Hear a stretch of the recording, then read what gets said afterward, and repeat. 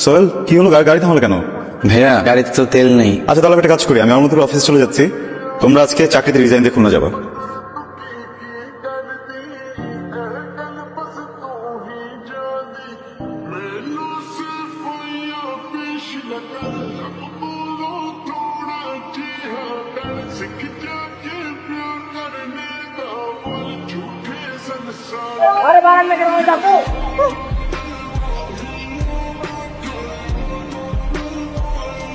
আমি গুলশান 2 দিকে যাচ্ছিলাম, আপনি কোন দিকে যাবেন? বলছেন তুই?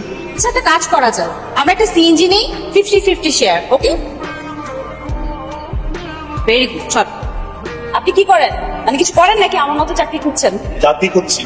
আবার এটা বলবেন না যে আমি যেখানে ইন্টারভিউ দিতে যাচ্ছি আপনি সেখানে ইন্টারভিউ দিতে যাচ্ছেন।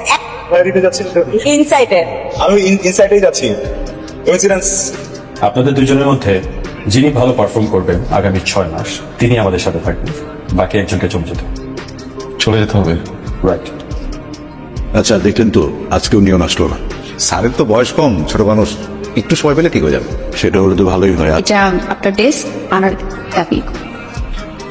ভালোই হলো না বলেন, একদম ফার্স্ট ডেতে আসতাম আমরা, ইন্টারভিউ দিতে দিতে জবটা হয়ে গেল।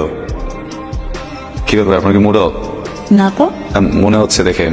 আমার তো চাকরিটা অনেক দরকার ছিল, আমি অনেক হ্যাপি, অনেক হ্যাপি। অনেস্টলি আমার বাবা অনেক ছোটবেলায় মারা গেছেন, তো আমার মা একা আমাকে কাঁদেই বড় করেছেন। এতদিন টিউশনি করে কোনো রকম চালাচ্ছিলাম, পুরো ফ্যামিলির দায়িত্ব আমার উপর, তো একটু ডিফিকাল্ট আর কি।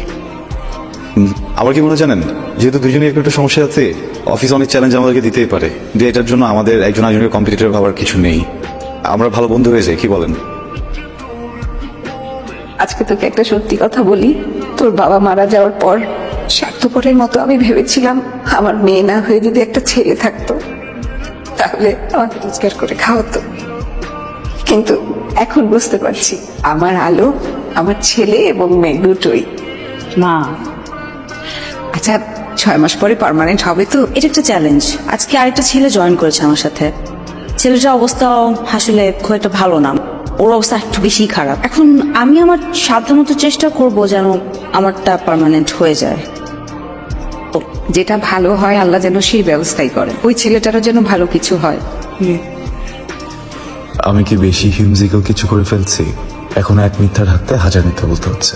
ও যদি জানতে পারে তাহলে ভালো তো আমার মুখও দেখবে না। ভালোবাসা কি এত সহজ কিছু নাকি যে ভাবলাম আর হয়ে গেল? যাই হোক, এত কিছু ভাবার দরকার নেই, চলুক না যেভাবে চলছে। তুমি তো আজকাল অফিসে যাচ্ছ না, আজকে অফিসে যাওনি কেন? তুমি যে আজকে সারাদিন বাসায় ছিলে না সেটা আমি জানি। লাস্ট কিছুদিন থেকে আইডেন্টিটি ক্রাইসিসে ভুগছি। আমি যখনই অফিসে যাই সবাই আমাকে ট্রিট করে বসের ছেলে হিসেবে, আমি ঢুকতেই সবাই কেমন যেন ব্যস্ত হয়ে পড়ে, এই জন্য প্রয়োজন সবাই সালাম দিতে থাকে। আমি এর কোনোদিন নিতে পারছি না, কারণ আমি চাচ্ছি যে নিজের যতটুকু মেধা আছে, যতটুকু স্ট্রাগল করা যায় করে আমি না একটা পজিশন ক্রিয়েট করতে চাই যেখানে মানুষ আমাকে প্রায়োরিটি দেবে, নিয়ন হিসেবে আমাকে ট্রিট করবে। আমি আমাদের অফিসে জব করতে চাই না বাবা। তো কোন অফিসে জয়েন করবে আর কি হিসেবে? আমার ড্রাইভার হিসেবে? বাবা আম সিরিয়াস। আমিও তো তোমার সাথে ফান করছি না। আমার এই বাসায় থেকে এটা চলবে না। এখানে থাকলে আমার কথা অনুযায়ী আমার অর্ডারে সবকিছু হবে, মনে থাকে জানো? খাবারের কি দাম! আচ্ছা আমার কাছে কিন্তু শুধু 800 টাকাই আছে, তো আমাদের অর্ডার করতে হবে 800 টাকার মধ্যে, ঠিক আছে? যে টাকা দিই কেন?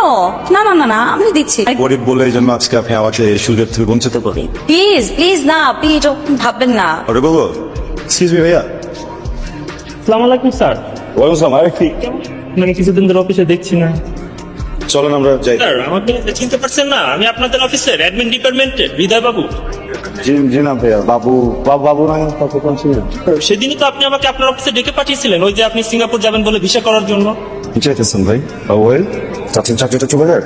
হ্যাঁ চিনি না, আপনি আমাকে চিনেন? স্যার না স্যার, চিনেন না? চিনেন না, আমি চিনি না। মলম পার্টি ছোট স্যারের ব্যাপারে কিছু ইনফরমেশন আছে। আচ্ছা বলুন তো, ও সারাদিন অফিসে কি করে? কাজ টাজ করে গেছে? ছোট স্যার একটা সুন্দরী রমণী প্রেমে পড়েছে, they are in love with each other. ওকে ভালোবাসবে এমন মেয়ে আছে নাকি দেশে? কি বলেন স্যার?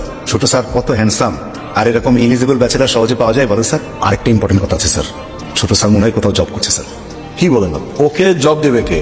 আর যে জব দেবে সেই কোম্পানি তো নিলামে উঠবে।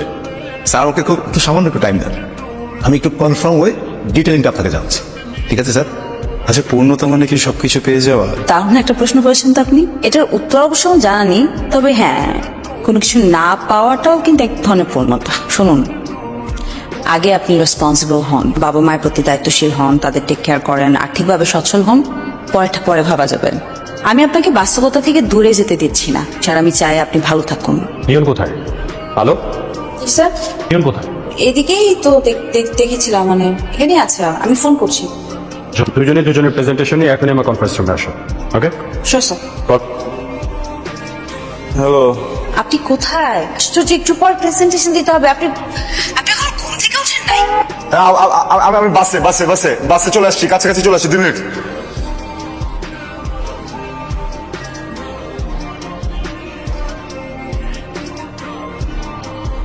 কোথায় ছিলে তুমি নিয়ন? You were a careless, dumb, stupid. Absolutely no reasoning. You are dismissed with immediate action. ব্যবস্থা করো।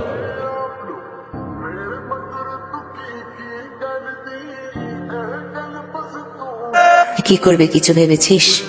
কিছু বুঝতে পারছি না মা। চাকরিটা যেখানে করতাম অফিস থেকে তো মনে হয় না কোনো পজিটিভ সার্টিফিকেট দেবে। দেখি কিছুদিন অন্যান্য চাকরির চেষ্টা করব, যদি না হয় তাহলে কি আর করার। আপনি আপনি বাসা চিনলেন কিভাবে? অফিস থেকে অ্যাড্রেস পেয়েছি। It's okay, it's okay. আপনি বসকে মিথ্যা কেন বললেন? ভিতরে শুন না, আসুন। আপনার সাথে কিছু ইম্পর্টেন্ট কথা ছিল। বলুন। অন্য কোথাও যাই, এখানে না। বাহ, গরিব গরিব খেলা খেললেন আমার সাথে, তাই না? বড়লোক বাবার বড়লোক ছেলে হয়ে আমার সাথে একটা গেম খেলে ফেললেন। বিশ্বাস করবেন, আমার ইন্টেনশন আপনাকে ছোট করা ছিল। কি ভাবেন আপনারা নিজেদেরকে? আমাদেরকে নিয়ে যা খুশি তাই করতে পারতেন। কি ভাবেন আমাদেরকে? আমি এখন চলে যাব, এরপর থেকে আপনি কখনো আর আমাকে কোনো কন্ট্যাক্ট করবেন না।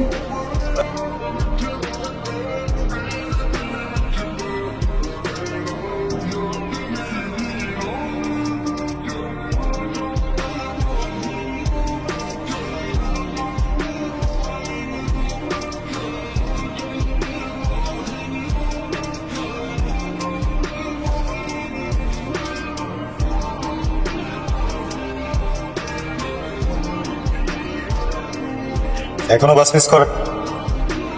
আপনি আপনি কে? আমি কোথায় ভুল গাড়িতে উঠেছি? আমি আমি আমি ওভার কল করেছিলাম। আপনি সাইড করেন। আপনি ভুল গাড়িতে ওঠেননি, এটা অ্যাপেরই গাড়ি। সরি, হ্যাপে গাড়ি চালাচ্ছে। নতুন নাটক কবে থেকে শুরু করলেন এই নতুন নাটক? আপনি নিজেকে এত স্পেশাল মনে করেন কেন? পৃথিবীর সকল ক্রাইসিস শুধু আপনার জীবনেই আছে, আর সবাই অনেক হ্যাপি, তাই না?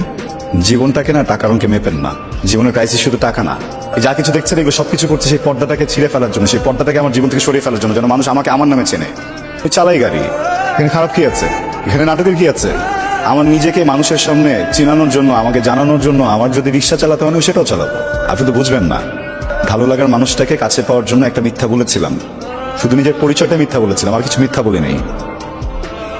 একটা কথা সবসময় মনে রেখেন, একজন মানুষ যদি কোনো বড় লোকের ঘরে জন্মায় এটা তার দোষ না, কিন্তু একজন মানুষ যদি আরেকজন মানুষকে না চিনে, না জেনে, না বুঝে তাকে মিসজাজ করে, এটা অনেক বড় দোষের কিছু।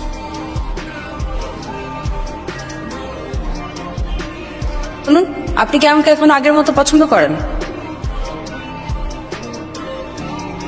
আগের থেকেও বেশি।